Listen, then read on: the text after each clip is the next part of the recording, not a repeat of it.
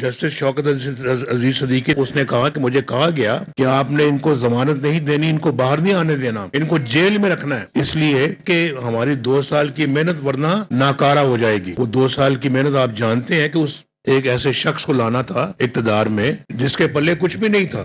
بجلی کی load shedding آپ دیکھتے ہیں 2013 میں کتنی شدید تھی، اس کو ہم نے آ کے ختم کیا۔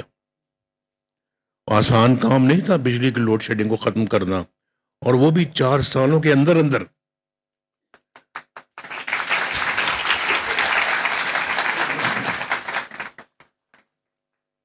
چار سالوں کے اندر اندر۔ اور اسی طرح سے ہم نے دہشت گردی کو ختم کیا، اپنے دور میں ختم کیا۔ کراچی میں ہم ان کو بحال کیا۔ یہ لاہور میں آپ میں سے بھی بہت سارے سفر کرتے ہوں گے، یہ میٹرو بس اور یہ اورنج لائن کس نے بنائی ہے؟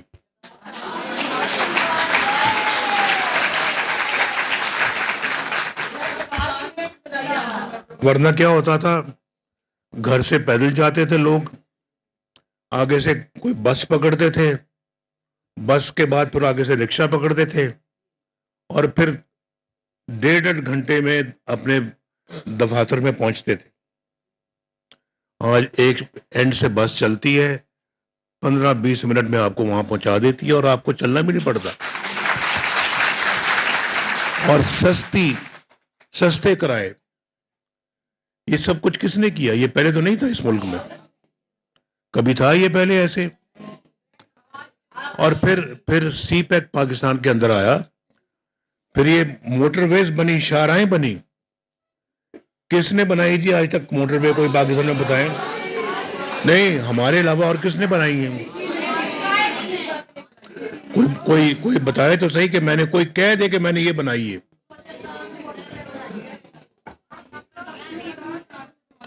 اور اس زمانے میں میں خود گیا تھا جب میں وزیر اعظم بنا، 2014-15 کی بات ہے، اسلام آباد میں وہاں گیا، آپ پارا میں، تو سبزیوں کی دکانیں تھیں، عام اپنا جو اشیاء کی دکانیں تھیں، تو میں نے پوچھا یہ اس کا آلو کا کیا ریٹ ہے، تو اس کا فلاں کا سبزی کا کیا ریٹ ہے، پالک کا کیا ریٹ ہے۔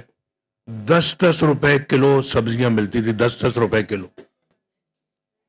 اور 4 روپے کی روٹی تھی، اور آج 20 روپے کی روٹی ملتی ہے۔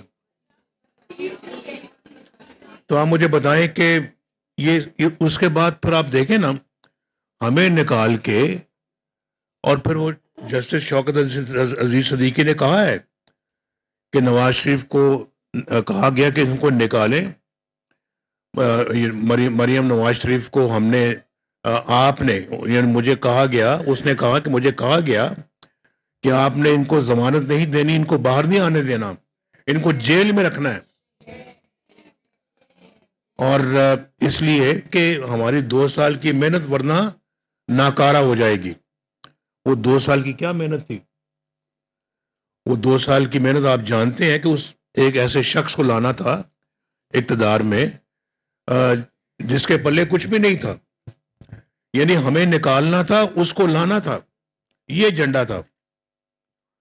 تو ہمیں نکالنے کے لیے بیٹے سے نہ تنخواہ لینے والا اقامہ استعمال کیا، پاناما سے اقامہ پہ آ گئے، اور اس کو لانے کے لیے اس کو صادق و امین ڈکلیئر کر دیا، اور اس کو لے آئے، اور دیکھیں اس نے کیا ملک کا بٹھا بٹھایا ہو کے۔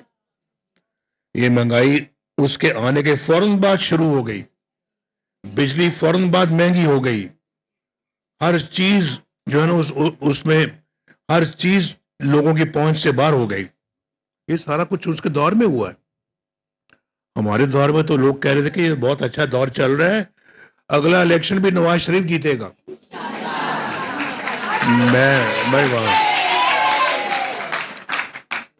میں ابھی اس الیکشن کی طرف نہیں آیا، میں تو پچھلے الیکشن کی بات کر رہا ہوں، پچھلے الیکشنوں کی بات کر رہا ہوں۔ تو میں اس طرف مزید جو ہے نا وہ گفتگو نہیں کرتا، لیکن میں آپ کو یہ بتا دوں کہ ہر قوم جس نے ترقی کی ہے اس نے خواتین کو ترقی میں ترجیح دی ہے، ترقی کے لیے خواتین کو استعمال کیا، آگے لے کے آئے ہیں، اور خواتین کی قومی ترقی میں بھرپور شمولیت سے ہی ہم اپنے ترقی کے ہدف کو پورا کر سکیں گے۔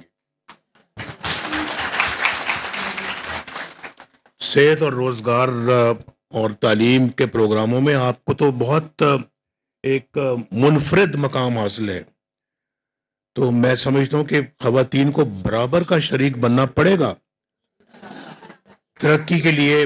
مردوں کے شانہ بشانہ خواتین کو بھی اس ملک کی خدمت میں جو ہے نا وہ آگے آگے کام کرنا پڑے گا۔ تو بہرحال یہ ہم تو سمجھتے ہیں کہ خواتین کو آگے لانا پاکستان کے ساتھ یہ انصاف کے تقاضے پورے کرنے والی بات ہے، اور ہمیشہ خواتین کو پیچھے رکھا جاتا ہے، لیکن خواتین کو آگے لائیں گے تو انشاءاللہ مجھے لگتا ہے کہ بہت سارے پرابلم ہمارے ویسے ہی خود بخود حل ہو جائے۔ اب خبر آپ کی دسترس میں، ہر وقت بر وقت۔ ابھی سنو نیوز کے یوٹیوب چینل کو سبسکرائب کیجئے، بیل آئیکن پر کلک کیجئے اور باخبر رہیے ملکی اور بین الاقوامی حالات سے یقین کے ساتھ۔